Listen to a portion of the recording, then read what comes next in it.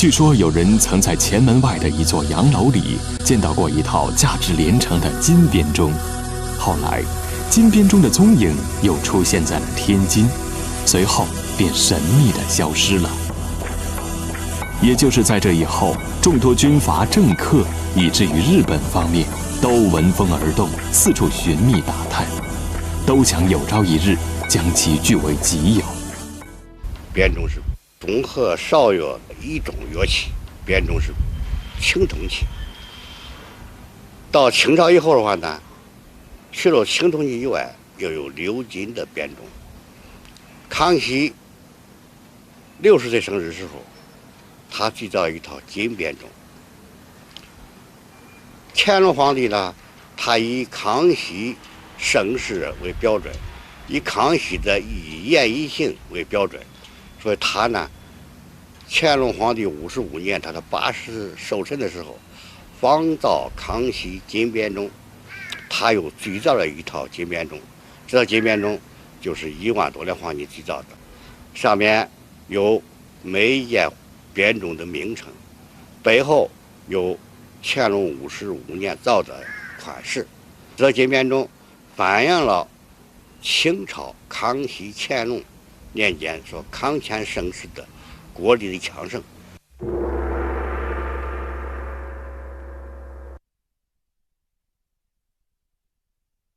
公元1790年，时值乾隆55年，经过康熙、雍正2位皇帝的励精图治，到了乾隆王朝，正是史称康乾盛世的顶峰。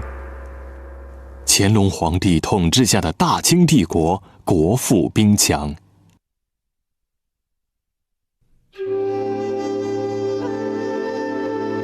大清帝国的疆土东起库页岛，西至葱岭，拥有当时世界最多的人口数量。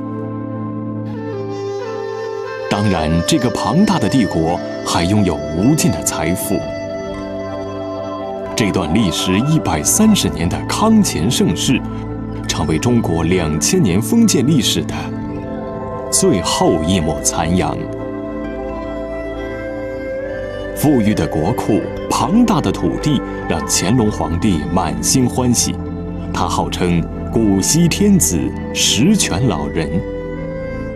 而乾隆皇帝即将迎来自己80大寿，世界各国使节纷纷来到京城纳礼朝贺。为了显示大清国的尊贵与富足，乾隆决心效仿康熙，打造一套比前朝更大的金编钟，作为大寿的庆典之用。金编钟制造是很复杂的。首先，这个金编钟的制造是由清王朝的工部、户部和清宫内务府造办处共同制造的。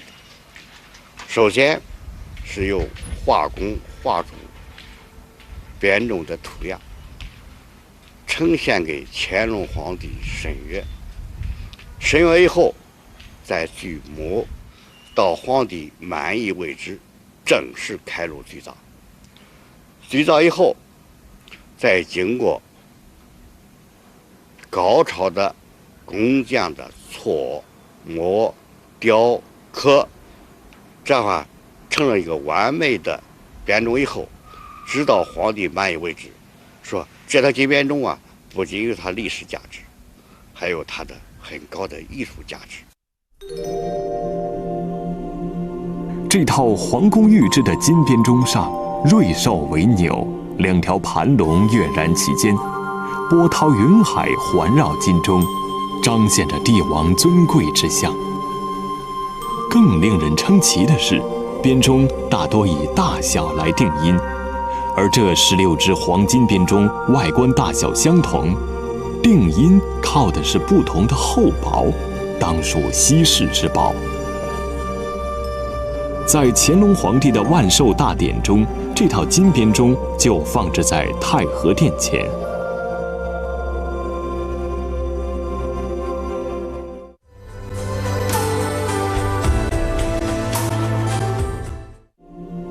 乾隆王朝这60年，虽然表面上富足昌盛，但暗中却早已危机四伏。鼎盛过后，大清王朝开始日渐消沉。特别是乾隆驾崩后，历经嘉庆、道光、咸丰、光绪等几朝皇帝，帝国的财富已经被消耗殆尽，腐朽的大清王朝一片风雨飘摇。1908年12月24日，不到3岁的溥仪登基，当上了宣统皇帝。1912年，溥仪6岁时发布诏书宣布退位，大清封建王朝被推翻。但根据民国政府制定的《清室优待条例》，这位逊位皇帝仍可住在故宫。1922年，16岁的溥仪到了成婚的年纪，虽说是逊帝风光不再，但宫中上下依然照旧例，开始为他操办大婚典礼。这是当年光绪皇帝的大婚图，逊帝溥仪的婚礼仍照此办理。整个婚礼大典足足举办了40天，花费的银元数以万计，铺张程度不减当年。这是乾隆皇帝御制的那套金编钟最后一次在紫禁城公开露面。逊清皇室早已坐吃山空，入不敷出。要想举办如此奢华的婚礼，需要的银子可不是个小数目。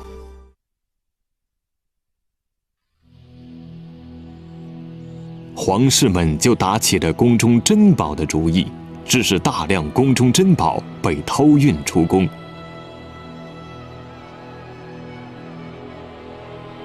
在这本《故宫院刊》上有一篇文章，详细记述了当年故宫内国宝被典卖的经过。民国13年5月，溥仪的岳父已被金盐业银行签了一份抵押合同，有金编钟、金册等件，其中金编钟抵押40万元，金册等抵押40万元，期限1年，也是一份。这套稀世珍宝就这样流落到了民间。在拿到金编钟之后，盐业银行立刻认识到此物非同一般。为了安全起见，盐业银行将金编钟转移到东郊民巷一处不为人知的外商银行仓库，秘密保存。1924年5月，《京报》披露了金编钟出宫的消息。金编钟一事已经在京城闹得满城风雨。当时，京城媒体惊呼国宝流落民间，下落不明。众多军阀政客、江湖强盗闻风而动，四处寻觅。金编钟会落入何人之手？还能重现人间吗？敬请收看下期《国之宝·金编钟之谜》下集。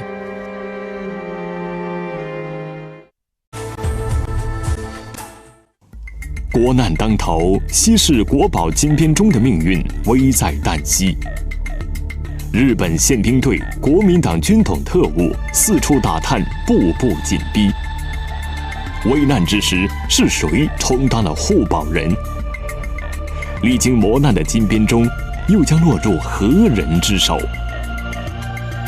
本期《国之宝》，且看《金编钟之谜》下集。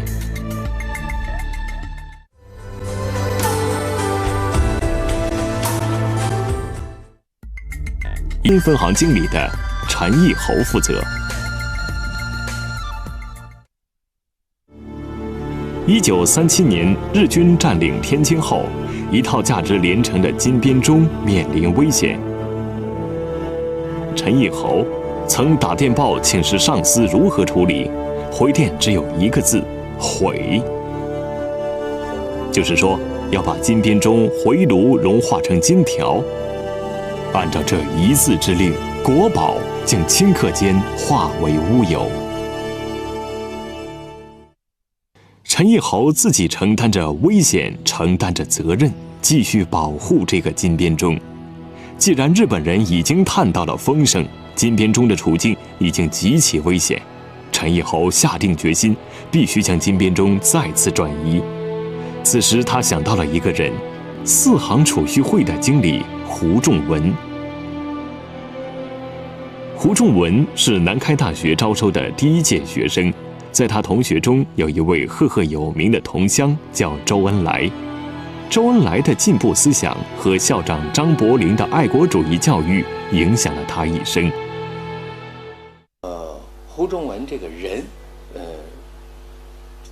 非常靠得住，而且非常仔细、非常认真，就是非常好的一个人。所以我父亲也非常看重他。他那个时候呢是四行储蓄会的经理。这个东西呢，因为四行储蓄会有地方可以放，这都事先我父亲心里已经想好的。这就是当时四行储会所的办公楼。楼上的经理室中有一个旁门，里面是一间小休息室。休息室里还有一扇隐蔽的小门，打开小门是一处封闭的楼梯，楼梯直通地下一处密室。这里曲折隐蔽，无疑正是隐藏金边钟最理想的地方。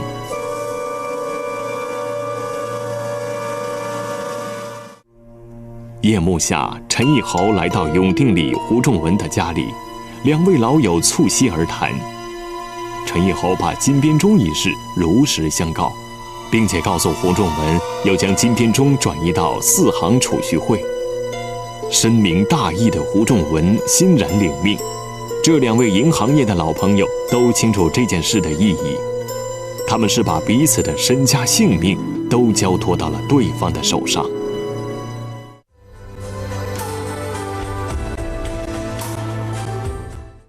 这是一个不平静的夜晚，陈义侯和自己贴身的司机一起把装有金边钟的木箱装到了自己的车上，然后亲自押车驶进夜幕中。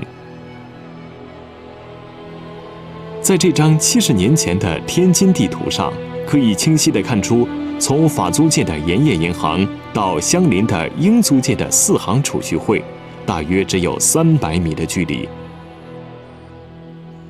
但一贯办事谨慎的陈义侯让司机沿着法租界的边缘绕了一个大圈子，一直开到当时电网外的铜楼，在铜楼那里掉头，再沿马场道回到英租界。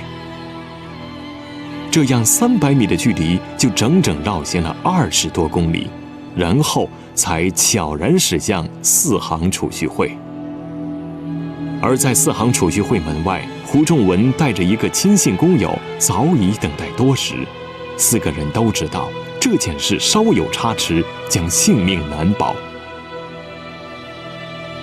将金钟放进这个小库房之后，陈义侯借口时局不好，要储存一些煤。他又是开滦矿务局的董事，就跟开滦矿务局要了一批煤，整个把这个库房装进煤去。1941年底，日军偷袭珍珠港，太平洋战争全面爆发，日本与英美成为交战国。驻天津日军先后占领了英、法、意租界，陈义侯预感的危险变为现实。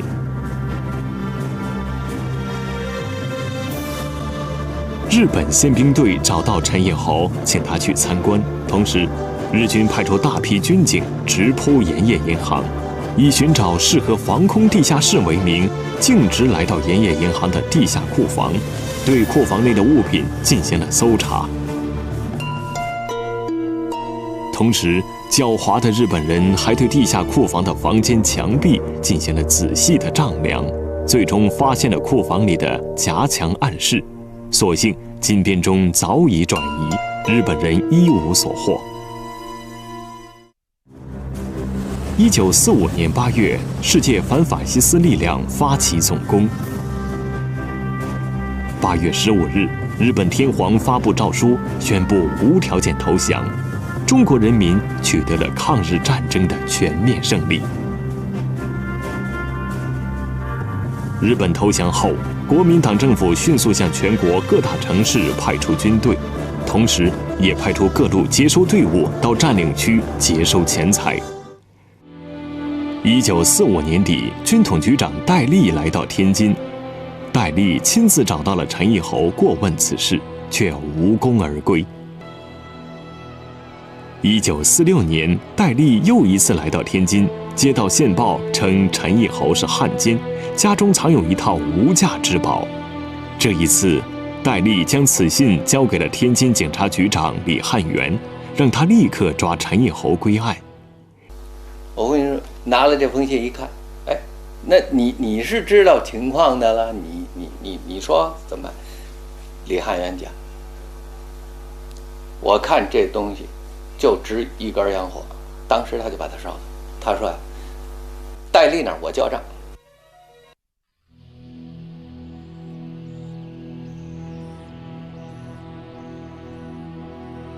1946年3月17日，戴笠乘坐的飞机撞山失事，葬身火海，此事不了了之。1949年1月15日，天津解放，胡仲文就把金编钟和故宫珍宝的清单交到了军管会的金融管理处。当年典卖出宫的珍宝共4000多件，其中有2000余件在流离失所中遗失，或被经手人拐卖出国。唯有经陈义侯和胡仲文保护下来的金编钟等珍宝，重新回到了故宫的怀抱。1954年，金编钟第一次在故宫博物院珍宝馆向公众展出。一次震惊世界的发掘，揭开马王堆千年古尸的神秘面纱。棺液真的具有防腐功能吗？2000多岁的墓主人健康状况又如何？这一切是历史的偶然，还是古人的卓越发明？国之宝带您一起破解古尸密码。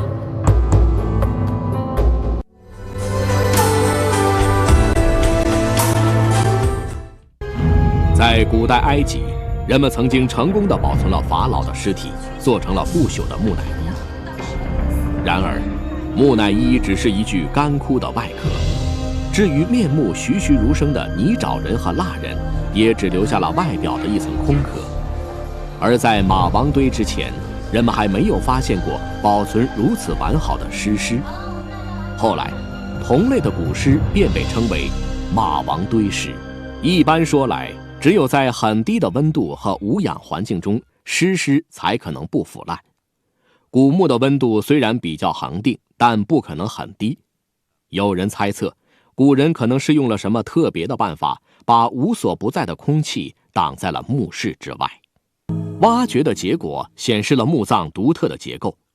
巨大的椁室放置在20米深的墓坑底部，椁室四周堆积着半米厚的木炭，木炭的外面是厚达1米的白膏泥，然后再在墓坑里填满生土和夯土。女尸的不朽是否跟这种结构有关呢？显然，木炭具有很好的吸水性，可以吸收渗入的水分。那么，白膏泥又起了什么作用？它的学名叫味精高岭土，它是这个东西，它保护了它。这个东西密度很大，地质局用那个机器来看的，24小时，它不漏水，就这么厉害。但是，同样的方法在中国南方的墓葬中曾经普遍使用，并不都能取得像马王堆女尸这样的效果。人们怀疑，一定还有鲜为人知的原因，才使得马王堆女尸千年不朽。女尸出土时，在内棺的底部有一些神秘的棺液。从检测的结果看，棺液里含有乙醇和乙酸的成分 ，pH 值5.18，为弱酸性。从理论上说，弱酸的环境确实有助于抑制细菌的繁殖。如果真的是棺液使得尸体千年不腐，那么它们到底来于何处呢？有人猜测，这些棺液是古人在埋葬前刻意喷洒的防腐剂；也有人认为是长久渗入的水蒸气慢慢凝结而成的结果。还有一种说法是尸解水，也就是人体分解出来的水分。就说你这个人体里面含了有60%到70%水分，原来的水都是结活在身体里面的，你腐败以后，这结活的水都分解出来了，所以就聚起来，就变成叫做尸解水。谁也无法说服持不同观点的人。很多人都以为马王堆女尸只是一个历史的偶然，类似的惊喜可能永远也不会再出现了。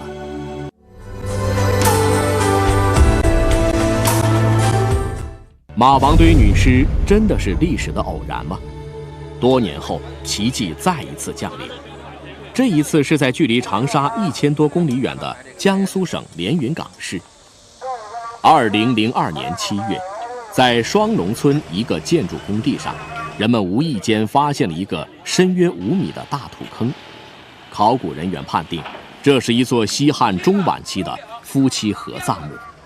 现场清理完3口棺木，其中地位最尊贵的男主人头颅骨完好无损，颅内脑组织完好，但另外2具尸体几乎已经完全腐烂，还剩下1具棺材没有来得及在现场打开，只好运回连云港市博物馆。第2天上午，工作人员开始清理3号棺，用钢钎撬棺盖时，不小心裂开了一个5公分的缝。令人吃惊的事情发生了，人们透过裂缝清楚地看到了一只脚。在采取了适当的保护措施后，当天下午3点钟左右，考古人员打开了棺盖，一具仰面漂浮在棕褐色棺液里的古尸完整地呈现在人们眼前。这一发现又一次给人们带来希望，也许它的出现能解开马王堆女尸的不朽之谜。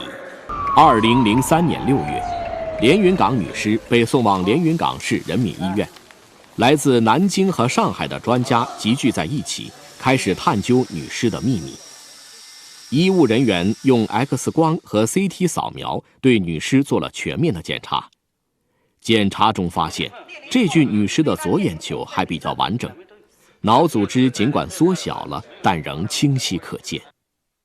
他全身的皮肤，绝大部分的皮肤非常好，非常细腻，而且没有什么，你比如说整个背部非常好。之后，专家们对女尸进行解剖，解剖结果有更多惊人的发现。女尸的脑组织尽管萎缩约1/2，但保存完整，大脑额叶的沟回清晰可见，3叉神经也保存得非常好，肌肉牵拉仍然有弹性和韧性。打开胸腔、腹腔，发现内脏器官保存完整，虽然粘连在一起，但心、肺、肝、肠都能辨得清。解剖的结果还需要进行深入的分析，从中我们将了解到许多有关人类学和病理学的知识，但关于女尸不朽的疑团却仍然没有破解。和马王堆的墓葬条件相比，连云港的墓葬要简陋得多。不仅封土比较少，而且也没有大量的木炭和白膏泥。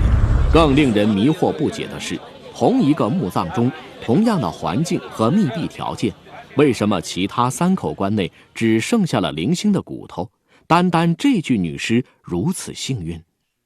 女尸出现时的棺液引起了人们的注意，这让人联想到当年马王堆女尸的棺液。然而，根据对棺液样本的分析，发现连云港棺液 pH 值为7.55，呈弱碱性，而且还含有血红蛋白，和马王堆木棺里的酸性棺液截然不同。从理论上说，碱性液体不仅不能抑制细菌生长，反而会有助于细菌的繁殖，这是人们没有想到的。连云港女尸的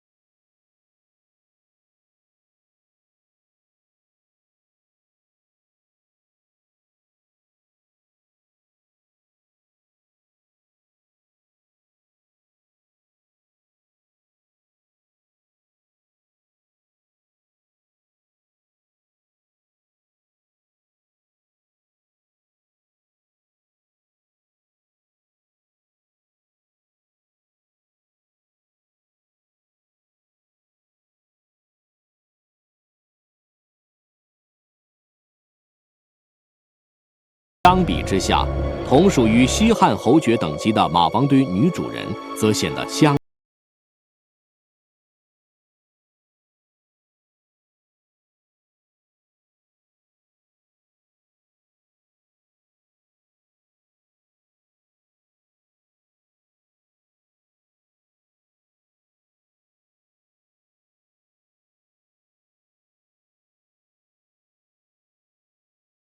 我们会破解这些密码。他身着薄如蝉翼的素纱单衣，悄无声息地在地下沉睡2000多年。出土之日，全世界惊叹他千年不腐的神奇，但为何遍寻史料却无处寻觅关于他的只字片语？辛追，马王堆的女主人，国之宝带您一起破解辛追秘史。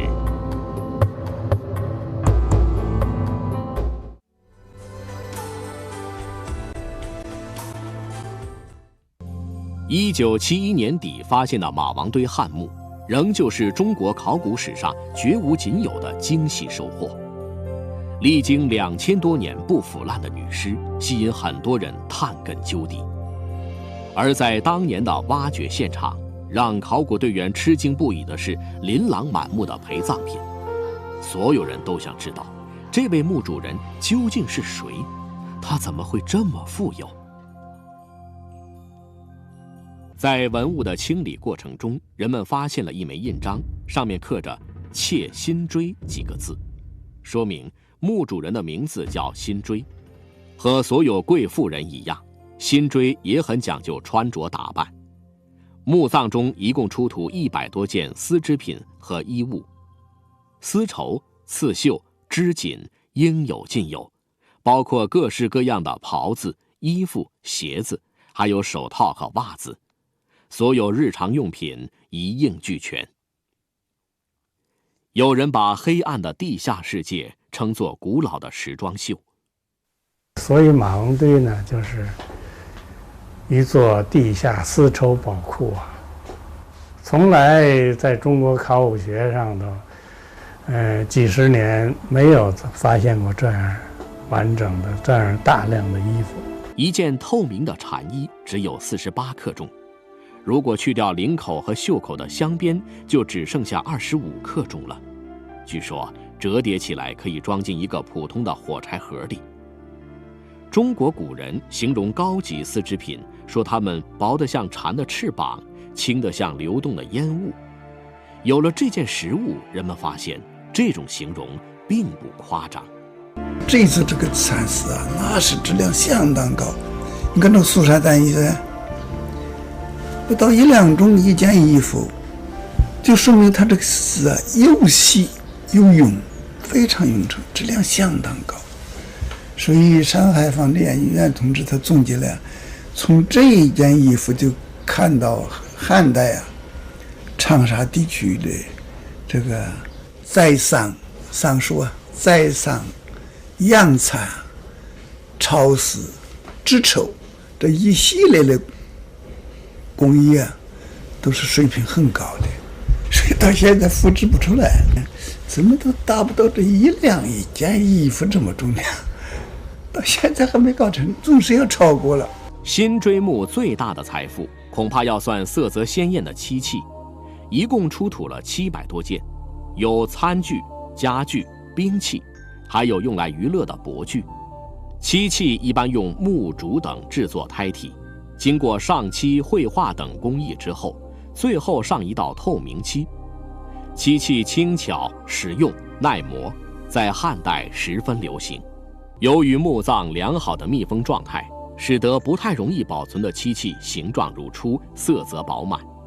2000多年里几乎没有消损颜色和亮度，看上去和新做出来的一样，以至于让前来参观的外宾产生了误会。神秘的辛追究竟是个什么样的女人呢？她的家族究竟有多显赫呢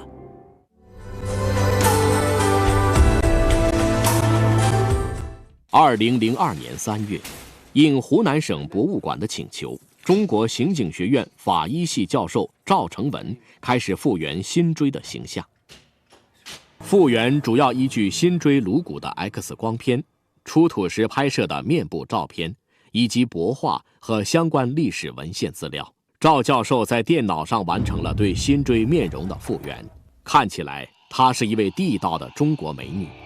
而根据尸体的身长，还可以推断出她年轻时大约有1.6米高。没有记录可以查询辛追的来历，人们推断这位美女在很年轻时就嫁给了比她年长的利苍。丈夫去世时，辛追只有30多岁，家境也比较一般。之后，利苍的儿子利熙继承了侯爵的封号，一家人仍旧留在长沙。没有人能确切地描绘出辛追当年的故事，她有着什么样的痛苦，遇到过什么困惑，或许还有过什么风流韵事。一个像她这样美貌而守寡的侯爵夫人是如何经营丈夫家业的呢？利苍死后，代侯家的府邸不仅没有衰落，反而越发兴盛和热闹起来。辛追到底靠什么积蓄了如此多的财富呢？也许他投靠了什么权贵，或者有什么特别的手段。答案早已沉入历史的深处，我们只能靠想象去描绘辛追的人生。当衰老一步步逼近，他充满了恐惧，于是把所有的寄托都放在了死后的宫殿上，驱使大量人力为自己营造另一个豪华住所，还不惜挥金如土，定制昂贵的漆器和丝织品。当年在发掘过程中，人们都对内观上这幅用帛织成的画感到迷惑。在后来的很长时间里，这幅帛画始终散发着独特的魅力，吸引着人们。因为它不仅是一幅美妙的艺术作品，而且还透露了辛追内心的秘密，透露了当时中国人对宇宙和生死的认知。帛画有2米多长，一共分3个部分，下面是地狱，中间是人间，上面是天堂。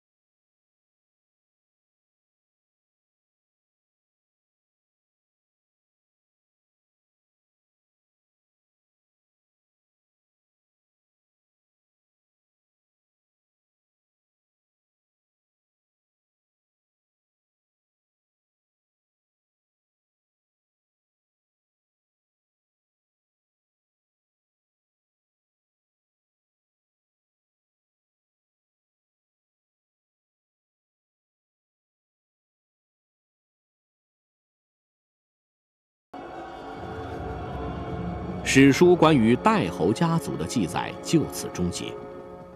辛追死后短短几十年，一度繁华庞大的家族就不复存在，他的后人成为平民，从前的富贵烟云一样消散。侯爵夫人辛追为世界留下了大笔珍贵的文物和很多解不开的谜团，但他本人的心愿却在历史的尘埃中无可挽回地凋落了。